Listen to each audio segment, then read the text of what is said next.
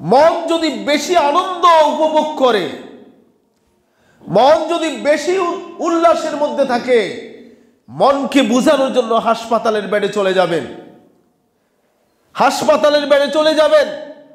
দুঃখ দুর্দশা সম্পূর্ণ মানুষগুলি, তাদেরকে দেখে আসবেন আর রবের শুকরিয়া দেখবেন। রব আমাকে কত ভালো রেখেছেন, আমার মতো দুই চক্ষুওয়ালা, আমার মতো দুই হাতওয়ালা, আমার মতো দুই পাওয়ালা মানুষগুলি আজ হাঁটতে পারে না, চোখে দেখে না, পা চলে না, হাত চলে না, ব্রেন চলে না, হাসপাতালের বেডে শুয়ে আছে। আমাকে হেঁটে এখানে আসার সুযোগ করে দিয়েছেন। কি শুকরিয়া আদায় করবেন রবের।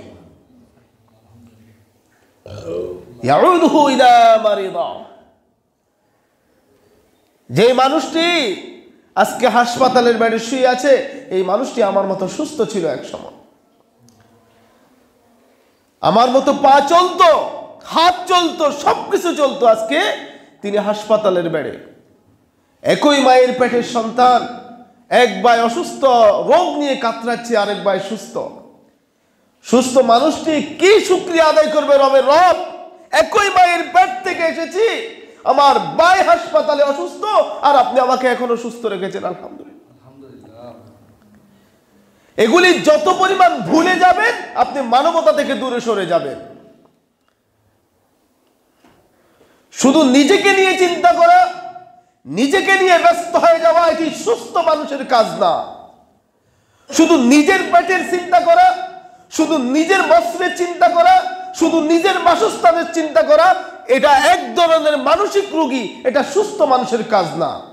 আপনাকে আপনার প্রতিবেশীকে নিয়ে বাঁচতে হবে, আপনাকে আপনার ভাই বেড়াদার নিয়ে বাঁচতে হবে, আপনাকে গরিব দুঃখী অসহায় মানুষকে নিয়ে বাঁচতে হবে।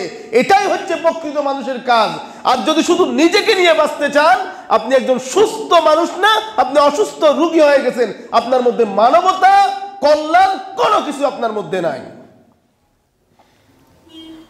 এজন্য মানুষের পাশে থাকা, যার যেই সামর্থ্য আছে মানুষের পাশে থাকা, আত্মীয় স্বজনের খোঁজ খাওয়ার নেওয়া, মাসে একবার হলেও মানুষের খোঁজ নেওয়া, বন্ধু বান্ধবের খোঁজ নেওয়া, পুপুদের খোঁজ নেওয়া, খালাদের খোঁজ নেওয়া, মামাদের খোঁজ নেওয়া, চাচাতো ভাই জ্যাঠাতো ভাই এদের খোঁজ নেন। বেশি টাকার প্রয়োজন হবে না, দেখবেন নিজের মধ্যে একটা মানবতা জাগ্রত হবে।